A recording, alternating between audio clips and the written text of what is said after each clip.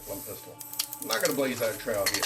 What I am going to do instead is show you why picking a consistent technique could be more important than the technique itself. In order to do this, I'm going to show you my personal technique.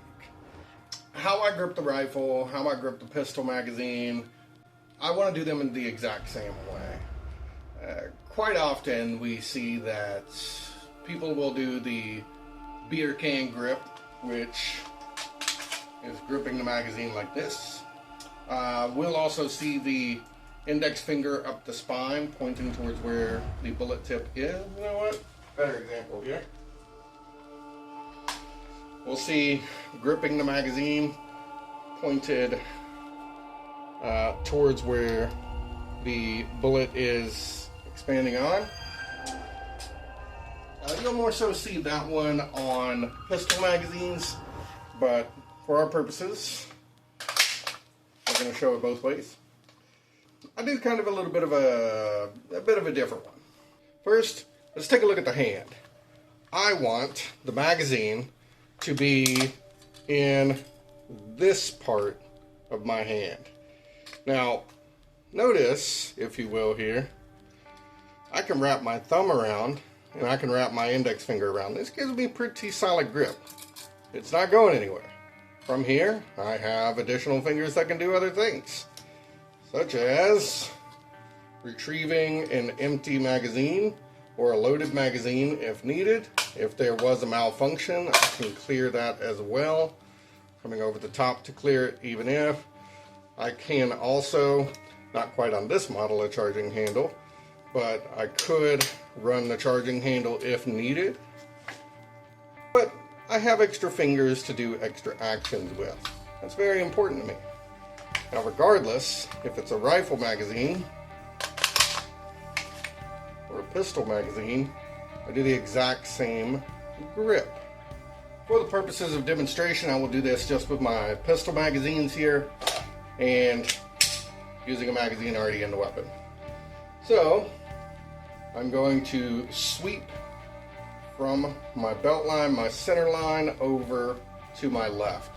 First magazine I come in contact with is the one I'm going to pull. Again, I have extra fingers here just in case I need to do more administrative stuff or not. Because maybe I don't have to. So for example, I can go bang, bang, bang. Oh no. Let me go ahead and get a reload in there. And back up. As an example, I'm just going to do that exactly how I just said. I'm going to go to my center line, grab that first magazine that is available, pull up, rotate. From here I can do an administrative reload, or I can just simply drop it in the surge, whichever works for you. Now, even though I've just explained my particular type of reload, don't necessarily do what I do. You're gonna have to find what works for you, but be sure to try a couple of different methods out there. The main reason I do what I do is, regardless of what platform I'm using, what type of equipment I'm using, it doesn't matter. Even if it's a completely different type of magazine, or if the magazine is in a different location, I know it doesn't go there. But even if the magazine goes in a different location, it's a different type of magazine, you're using different webbing equipment, it's going to work regardless. So why is this important? Because repetitions of the same movement are more effective than repetitions of different movements. Consider this. It is more common to do the finger to the bullet method on pistol magazines, but more common to do beer can grip on rifle magazines, right? Now, each of those iterations is unique to the platform that you're using and the location therein of that magazine.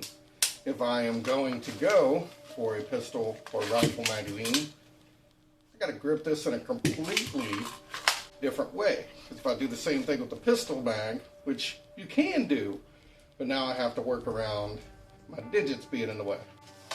Now there are doctrinal differences about replacing that magazine. We're not going over that today. We're just going over thinking about the complexities of a reload to begin with. Due to how muscle memory works, or more accurately, synaptic memory, how that all tracks repetitions and how that builds up over time, it takes 2 times as long if you are using 2 different reloads. Consider that it takes a 50 or so reps of a single individual action to get notably better at it, to see a performance increase at that one thing.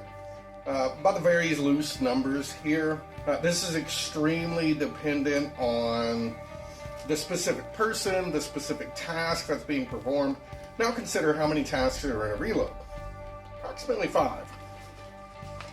You have to have compression, bringing it into your workspace. From here, you're going to be sweeping. Now during this compression phase, you also have to remember to drop your magazine. If you're doing that type of reload, let me not get ahead of myself.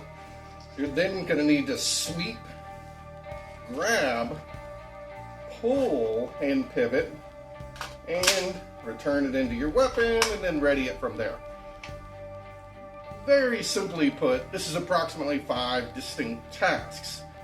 Using our number a minute ago, that's 50 reps of each individual task. Now, bear with me here. I ain't no mad magician. 5 repetitions of 50 is approximately 250 reps for a notable increase. Now, what are we calling a notable increase? That can mean you can repeat this. Is you do this a week later, you're going to see approximately that same performance time, right? Not always, but that's what we're going to call a notable increase. We can see the repetition and the performance in a time evaluation or a scientific method. We can see the notable increase of performance. Now, the big thing here. Why is it important that I use this same exact reload method for rifle and for pistol? Because if I have to do different reload methods for my rifle and my pistol, that 250 now turned into 500 reps. I don't know about you guys, but I'm a little too busy in my life to do 200 to 300 to 400 or even 500 reps within a notable period of time. Not to mention that this is a diminishing skill set. If you don't practice it, it's going to go away.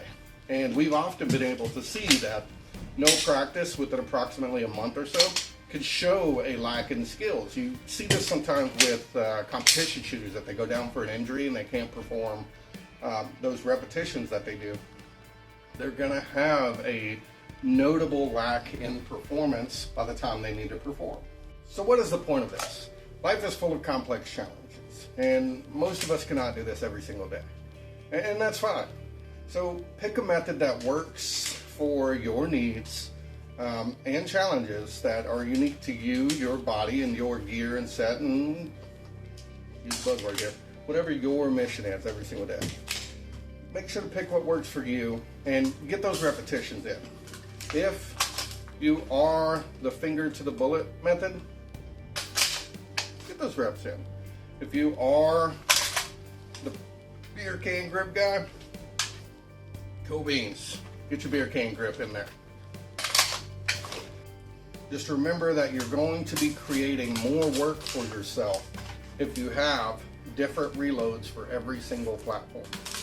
So just to reiterate, having a consistent grip on, let me find it there, having a consistent grip on your magazines, regardless the platform, regardless where that magazine may be located at. And a general, consistent repetitions of it, your training time is going to be more valuable in the end. As always, enjoy, you do you, and live your life. Have a good one.